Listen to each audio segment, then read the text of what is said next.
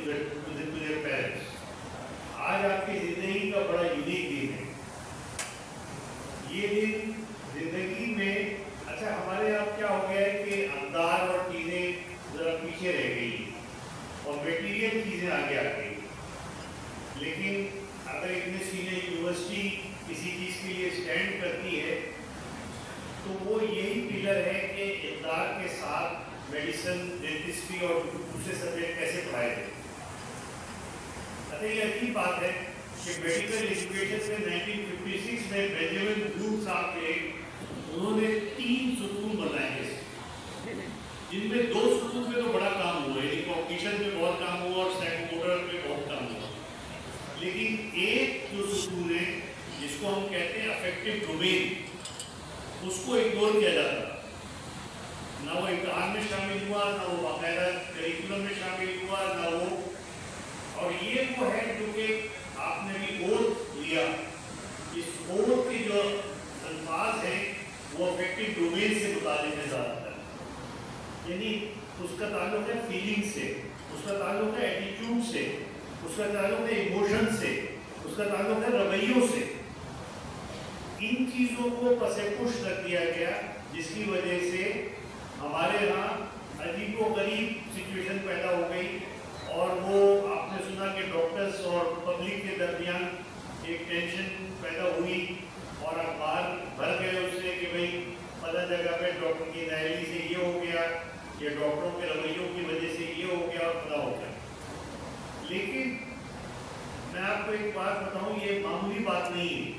بھاولپور سے ایک پروفیسر کا مجھے فون آیا، اس نے کہا یار آپ لوگ کس طرح پڑھاتے ہیں، آپ کے ہاؤس آفیسر جو آتے ہیں ان کے رویے عام ڈاکٹروں سے بالکل الگ ہوتے ہیں. وہ مریضوں کے لیے بڑے مخلص ہوتے ہیں اور ان کو بہت توجہ سے دیکھتے ہیں، ان کی گفتگو بھی بہتر ہوتی ہے. تو یہ کیا چیز آپ نے ڈالی ہوئی اس کے اندر؟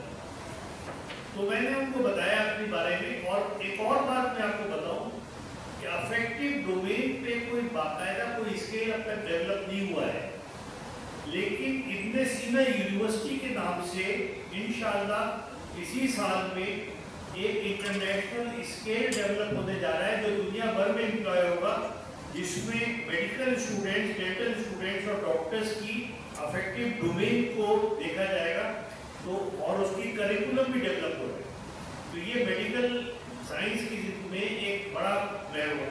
میں آپ کو ایک بات بتاؤں، آپ نے بہت سنا ہوگا کہ فلاں جگہ پر فلاں جگہ پہ میڈیکل کالج بن گیا، تو اس طرح میرے خاص میں بھی ایک بن گیا. کیا فرق پڑا؟ یہ ویسے ہی فرق ہے جیسے کہ آپ نے سنا ہوگا کہ بینک بن گئے، ہزاروں بینک دنیا بھر میں کھل رہے ہیں. لیکن بنگلہ دیش میں ایک ڈاکٹر یونس صاحب نے ایک گرامین بینک بنایا جس پہ ان کو، جس نے اس ملک کی اکانومی بدل لی اور لوگوں کی قسمتیں بدل لی، لوگوں کی سوچ بدل لی.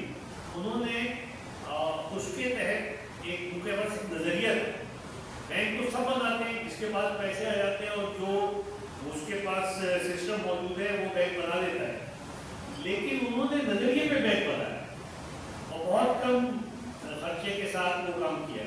تو آپ یہ سمجھیں کہ یہ جو یونیورسٹی آپ کی ہے یہ تو خاص، اور یہ جو ہے یہ اسی نظریے کی طرح بنا ہے جو کہ پاکستان میں آپ کو کہیں اور نظر نہیں آئے گا. یہی وجہ ہے کہ ہمارے بچے جب پڑھتے ہیں، اب دیکھیں آج آپ نے، میں آپ کے بیچ میں کھڑا ہو کے ساتھ میں 2 بار میں یہ حلف اٹھاتا ہوں.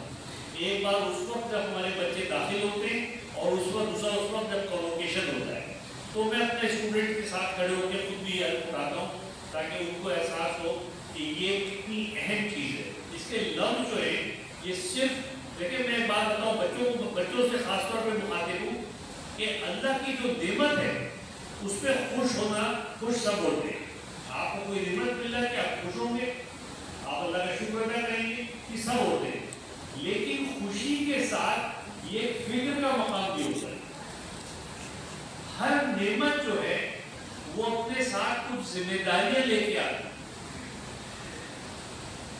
مثال کے طور پہ آپ نے سنا ہوگا آپ کی بڑی بہنیں، کزنس، رشتے دار جو کہ پہلی بار مائیں بنی کہ اب اس کے پاؤں کے نیچے جنت آ گئی. کتنی خوشی کی بات، کتنی خوشی کی بات کہ ایک شخص جو ہے، ایک بچی جو کہ گھٹنے करती थी, आज उसके पाँव के नीचे जन्नत है। खुशी की बात तो है, मगर फिक्र की बात ये है कि ये अपने साथ जो है वो बहुत सारी रिस्पॉन्सिबिलिटीज लाएंगे। इसी तरह जब आप, आज का दिन आपके लिए बड़ी खुशी का दिन है, मगर साथ साथ इस एहसास का भी दिन है कि हम, अल्लाह ताला ने हमें ये इस जहाँ तक पहुँचाया और अब हमारे फ़राइज़ में भी इजाफा हो गया और हम जो है वो इन फ़राइज़ को हमें अदा करना है ज़िंदगी भर इन फ़राइज़ को अदा करना है। देखिए हज़ारों स्टूडेंट यहाँ से निकल चुके हैं, हज़ारों स्टूडेंट। ये आप देख रहे हैं डॉक्टर अली मोहम्मद साहब का नाम देख रहे हैं और मेरी वालदा के नाम पे देख रहे हैं कि मिसेस रज़िया अली मोहम्मद ऑडिटोरियम। ये दो अफराद 1965 में मेरे को पास आए थे, 1965 में मेरे को पास आए थे, ठीक है। उनके उस वक्त मैं उनका बड़ा बेटा था, मेरे दो छोटे छोटे भाई थे और 65 में 6 सितंबर को जंग शुरू हुई। लेकिन जो मैं आपको बातें बता रहा हूँ ना, ये सिर्फ कहानियाँ नहीं है, इनमें जिंदगी के, ये जिंदगी में के मकसद इनसे आप निकालेंगे।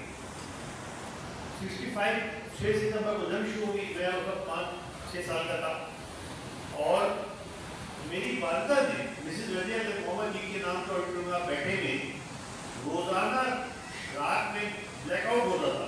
भैया साहब याद है आपको, रात में ब्लैकआउट, मगरिब के बाद आप बैठे नहीं जा सकते।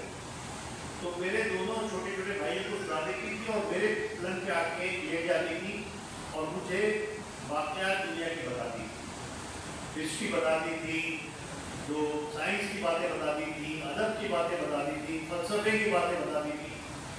और 17 दिन मैं सुनता रहता था, मैंने ऐसी बातें कभी सुनी नहीं थी और उनको जज करता रहता था।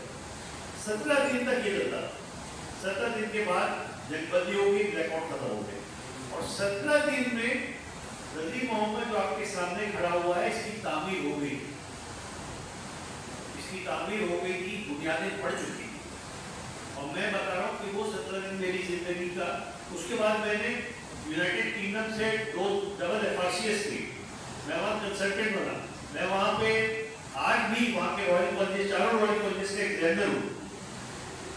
लेकिन जो तालीम मुझे उन 17 रातों में मेरी माँ ने दी, वो तालीम, उस प्यार की तालीम